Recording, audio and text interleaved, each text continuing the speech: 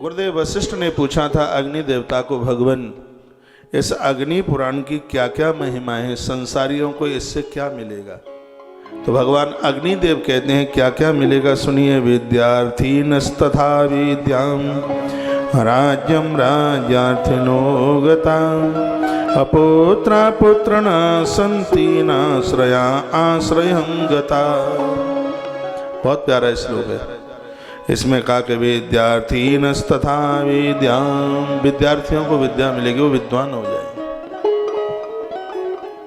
मैं 1% भी मैं अभिमान वाली बात नहीं कर रहा हूं, भगवान मुझे क्षमा करें। मुझे हवन यज्ञ करते हुए, अनवरत यज्ञ करते हुए मुझे 23 साल पूरे हो गए। 23 साल में, मेरे 23 साल में कोई हवन यज्ञ नहीं छूटा। तो मैं कभी बैठ कर के विचार करता हूं तो मुझे यह पता लगता है कि इस यज्ञ ने हमें बहुत कुछ दिया है। सबसे बड़ी बात यह रही है कि हमें नींद का कभी इंतजार नहीं करना पड़ा।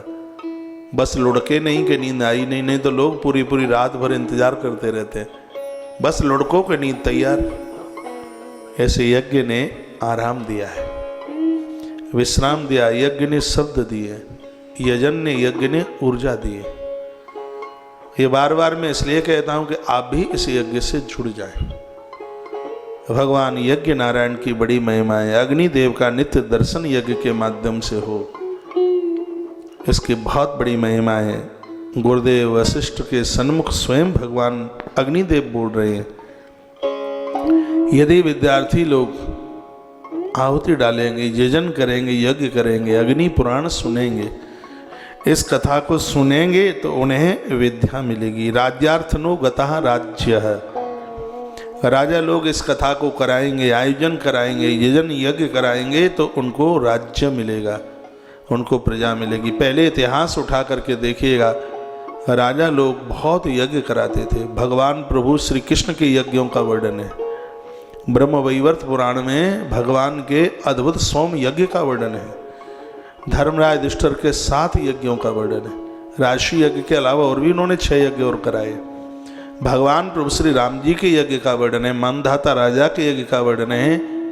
इतना ही नहीं, राजा सगर के यज्ञ का वर्णन है, इक्ष्वाकु राजा के यज्ञ का वर्णन है, इक्ष्वाकु राजा के यज्ञ का वर्णन है।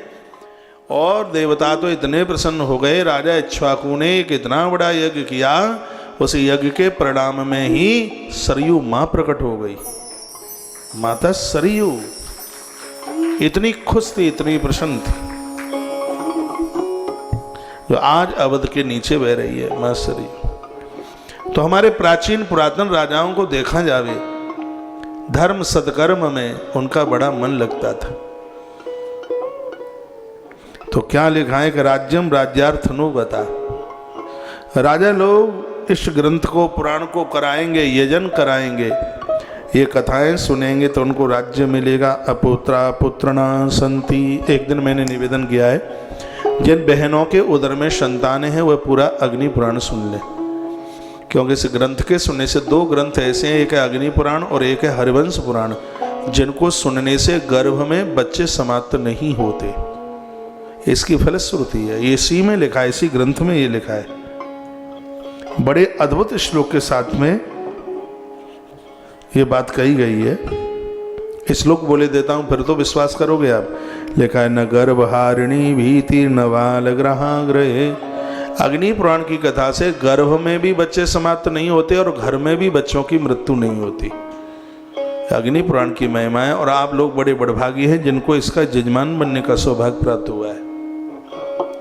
इसलिए तो पूर्व में मैं बोल गया हूँ कि और जगह से हल्की खर्चे में कटौती करके व्यासपीठ से जो भी ये कथाएं कही जा रही हैं, आप लाखों लाखों रुपया खर्च करके भी ये सौभाग्य प्राप्त नहीं कर पाएंगे जो मौका प्राप्त हो रहा है। नित्य वेदियों का वंदन पूजन चल रहा है, आदित्य हृदय स्तोत्र का पाठ चल रहा है अग्नि पुराण के यजमानों के लिए। नित्य का वंदन पूजन संपूर्ण देवताओं का आह्वान किया गया है। जितने यजमान हैं उतनी ही वेदिका बनी है, बहुत बड़ी बात है। अपुत्रा पुत्रणः संति, अग्नि पुराण संतान देता है। नाश्रया आश्रयम गताः, जिनको आश्रय नहीं है, जिनको रहने को जगह नहीं है, जिनका कोई सहारा नहीं है, जो सोचते हैं कि हमारा अंतिम संस्कार कौन करेगा, अग्निदेव कहते हैं वशिष्ठ को, हे महामुनि, किसी न किसी रूप से अपने भक्त का अंतिम संस्कार करने के लिए मैं पहुंचता हूं। इसलिए इनका पूरा नाम है अग्नि नारायण। तो अपुत्रा पुत्रणः सन्ति नाश्रया आश्रयम गताः, उनको मैं आश्रय देता हूँ, उनकी व्यवस्था मैं करता हूँ, उनको अंतिम लकड़ी, उनको अंतिम आग दहन करने को मैं ही पहुँचता हूँ। कितना अच्छा भजन अभी आप सुन रहे थे, जीते लकड़ी मरते लकड़ी, देख तमाशा लकड़ी का। कमाल है लकड़ी। सौभाग्यार्थी च सौभाग्यम मोक्षम मोक्षार्थिनो गता। इस श्लोक का व्याख्यान करने से पहले मैं निवेदन करूं, आप अपने मंदिर में बच्चों से दिया, सिर्फ मैंने आपको 2 ही तो काम कहे हैं। बच्चों को एक महान बनाने के लिए, बहुत बुद्धिमान बनाने के लिए। आपके तो बच्चे खैर बड़े हो गए होंगे, तो बच्चों के बच्चे भी तो हैं, दादा दादी ये काम करें। सिर्फ 2 काम मेरे निवेदन पर कर दीजिए।